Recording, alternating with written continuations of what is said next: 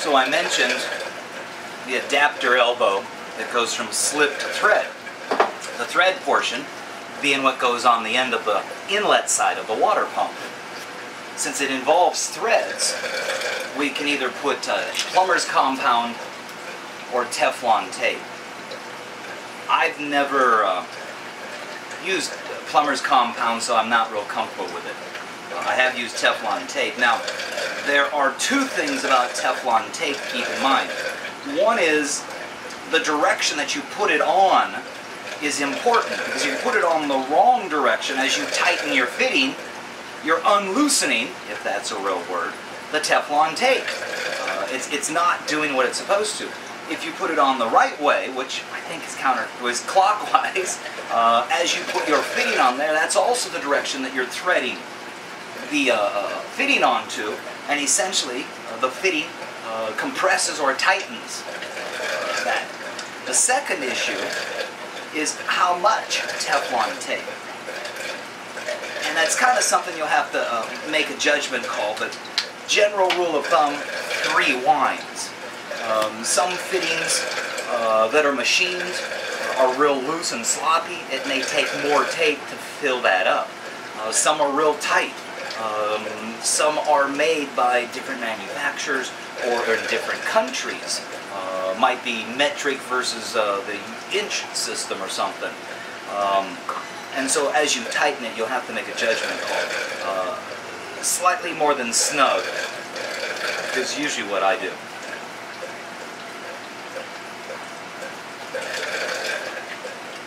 And also know in advance where you have to turn the fitting to, especially if it's an elbowed version, so that you can gauge, am I going to be able to tighten it to that point without over-tightening it?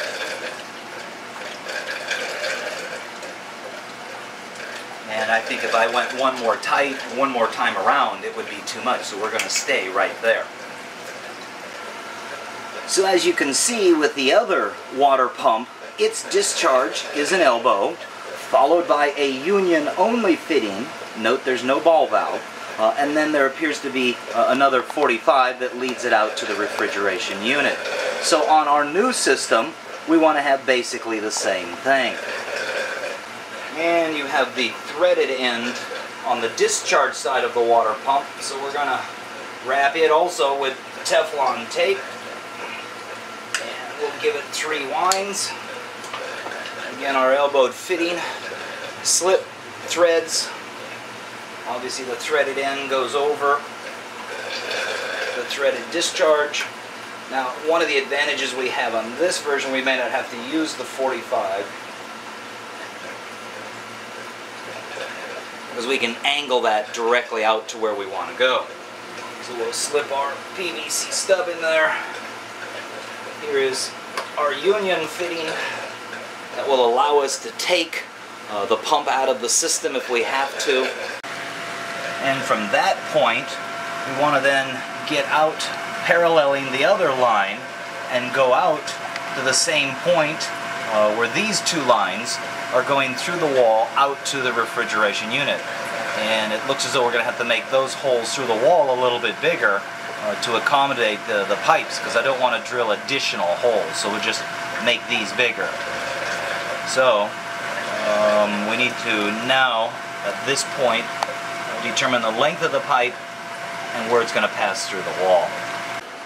So you asked why would I be sending that water line outside through the wall, and here's the reason. This is our refrigeration unit. Again, these are a cold water system.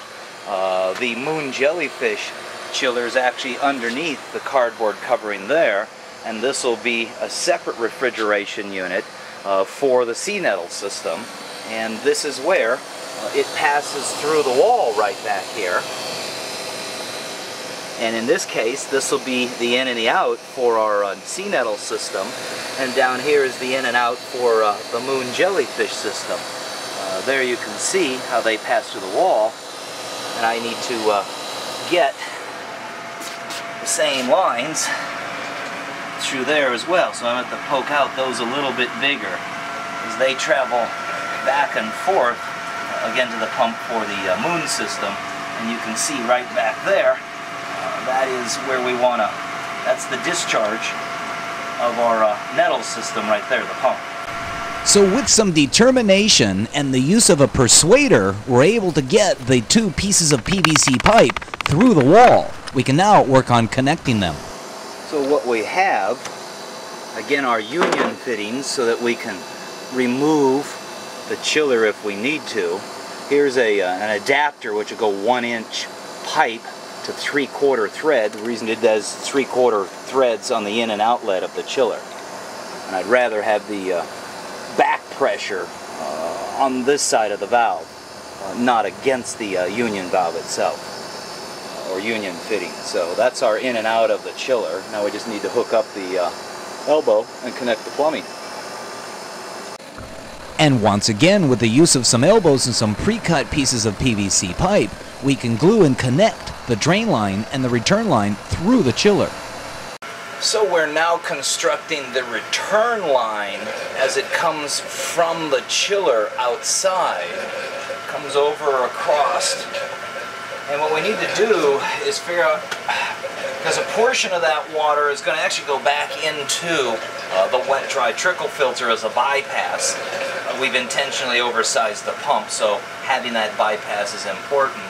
Along with the bypass is going to be some needs for plumbing to accommodate the big 48-inch tank that's going to utilize a gate valve. The gate valve is used to have much more control over the flow of water as opposed to a ball valve, which is more of a course adjustment.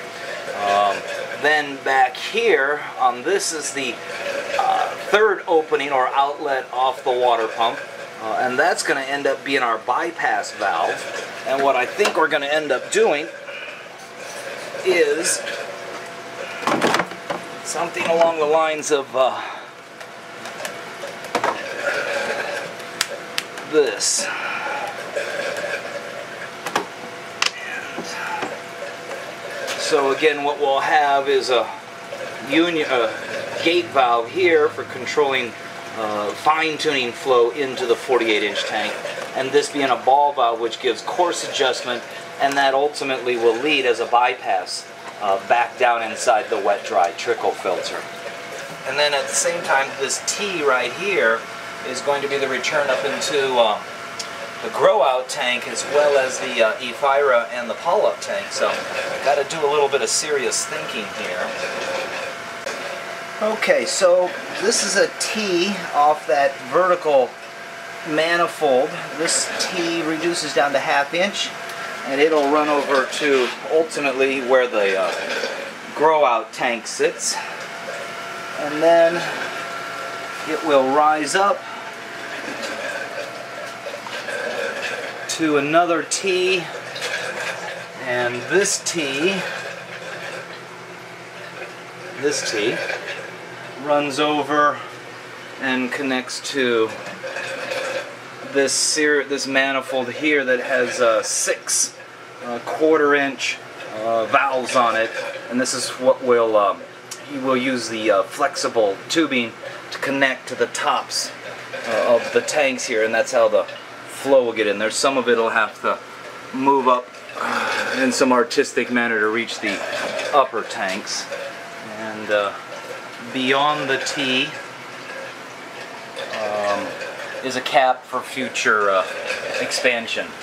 So other than missing a few pieces of pipe, I think the basic plumbing system is in. Now we just have to glue it. Join us for part 6 as we bring in the big 48-inch Jellyquarium, hook up the cold water reservoir, and actually begin to add salt water to the system.